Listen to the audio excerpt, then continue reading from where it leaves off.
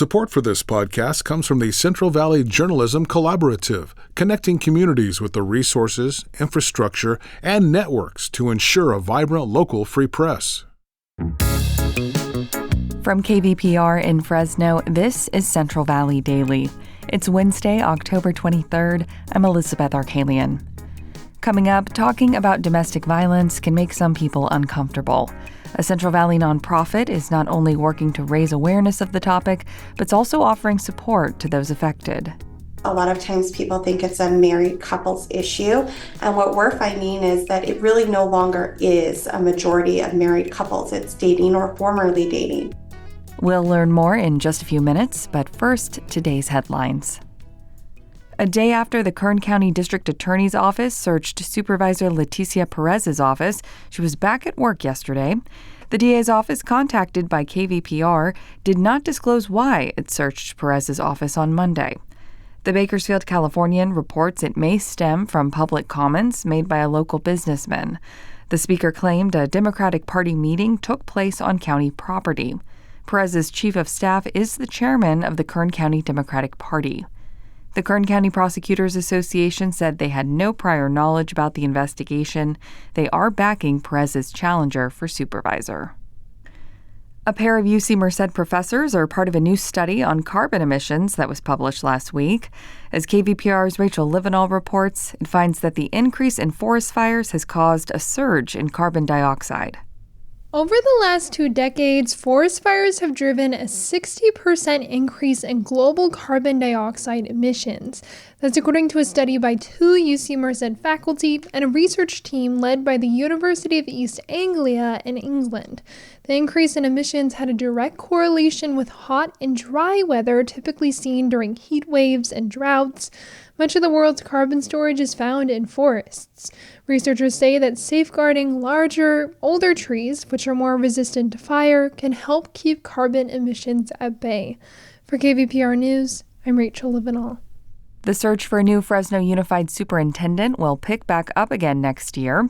The Fresno Bee reports the school board has struggled to hire a new leader since former Superintendent Bob Nelson left in July. The board is looking at April as a potential hiring date. School leaders also plan to gather more input from the community in the meantime. State-run psychiatric hospitals are tasked with rehabilitating sex offenders and, in some cases, releasing them back into society. KVPR's Carrie Klein reports a new state audit found successes and flaws in that process. The report from the state auditor found that sex offenders are far less likely to recommit their crimes if they're enrolled in a conditional release program. That means they must still undergo outpatient treatment after their release, even if they had already received treatment in the hospital for years.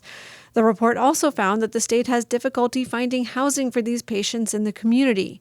Although state law requires finding housing within 30 days, it takes on average 17 months to find rental housing that's far from schools but close to treatment. The auditor recommends the state create its own transitional housing for these men upon their release. For KVPR News, I'm Carrie Klein. The Merced City Council plans to update an ordinance that restricts camping in public spaces. At their meeting earlier this week, council members debated over whether to include sleeping in public as a violation of the ordinance. The council also wants to increase the distance between encampments and schools from 500 to 1,000 feet. The council will revisit the ordinance for a final vote at their next meeting. Soon you may see much more construction in the city of Fresno. Road improvements are coming for several inner-city roads thanks to a $7 million project. It'll focus on repaving residential streets and key thoroughfares. The funding comes from the American Rescue Plan Act and funds collected through the state's gas tax. The projects will continue until spring. Support for Central Valley Daily comes from Fresno Mazda, a member of the Prieto Automotive family, celebrating the grand opening of the newly renovated showroom on Thursday, October 24th. This all-ages event features live music, refreshments, and a gift for the first 100 guests. myfresnomazda.com. And now to our main story. Domestic violence is an ever-present concern in Fresno County. In 2023, the county received over 13,000 domestic violence calls. That's the largest call rate per capita of any of California's 10 largest counties. But why is this the case, and what can be done? October is Domestic Violence Awareness Month, and we wanted to learn more about local efforts to address the problem. Ashley Wolf is the Director of Philanthropy and Communications for the Marjaree Mason Center. They're a Fresno-based nonprofit supporting those affected by domestic violence. She joined me for a conversation and discussed examples of prevention education being done at local schools. We have a whole team dedicated to prevention and outreach, and a huge component of that is called our No More program. We're actually in 52 middle school and high schools throughout Fresno County, really teaching teens on what it means to have a healthy relationship. And so it's a little bit harder to talk to teenagers about, domestic violence. A lot of times people think it's a married couples issue. And what we're finding is that it really no longer is a majority of married couples. It's dating or formerly dating. And so when we see this generational cycle of abuse that's happening in our community, we wanted to connect with Fresno County youth and really teach them what the building blocks are of a healthy relationship. What are red flags? What does it mean when you feel like somebody is exhibiting power and control over you? And really, what can you do to stop that behavior before it becomes something potentially dangerous? Yeah, this topic is something a lot of people don't know how to broach. So how do we encourage those healthier relationships when people are kind of afraid to talk about such a heavy topic? I think domestic violence is really complex because every relationship is different. And so really all we can do is encourage open and honest conversations, really simple things. When it's a youth or a teenager in your life, talk to them about how their relationship makes them feel. If they're not in a relationship, don't push them to be in one. It's okay just to, want to hang out with your friends. And a lot of times that's what we see is that transition from just wanting to hang out with your friends to I can only be with this person. And isolation is really one of the biggest red flags that we see in a unhealthy or potentially controlling relationship. But as you get older, it's also remembering what it means to be a good friend.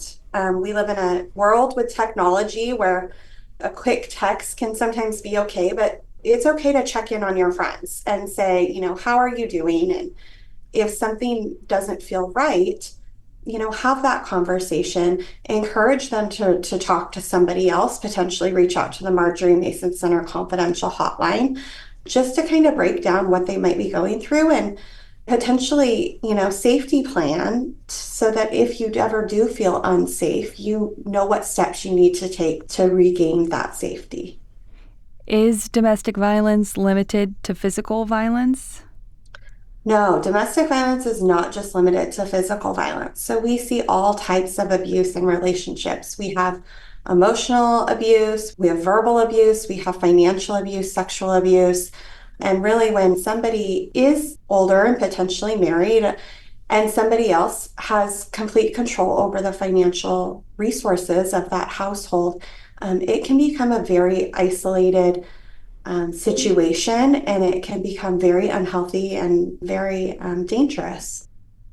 What conditions in the Fresno area do you think are contributing to this high number of domestic violence reports?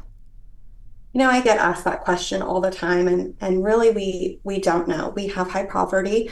We have a population that is highly concentrated of ag-based work.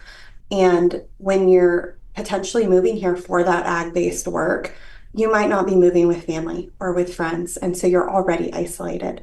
We have high heat here in the summer. And so people are confined to small spaces. And when you have all of those factors, none of which can cause domestic violence, but can act as accelerators to the potentially violent or unhealthy behaviors that are already existing there. If someone's listening to this interview and unfortunately experiencing domestic violence, what would you recommend that they do? You mentioned you have a crisis phone number and a 24/7 facility. Are those options open to anyone? Absolutely. So our Marjaree Mason Center operates 24/7. We have a 24/7 hotline. We have a crisis drop-in center. And really, if anyone just wants to talk to someone about what they're going through, it is completely confidential. And I say that because I spoke earlier about the youth in our community, and the rise in domestic violence cases for those under the age of 18. And a lot of times people might be afraid that we're going to call their parents and tell them, that they're in danger. It is 100% confidential, and anything you share with us stays here at the Marjaree Mason Center. And really, we just want to provide that support and guidance that you might need right now.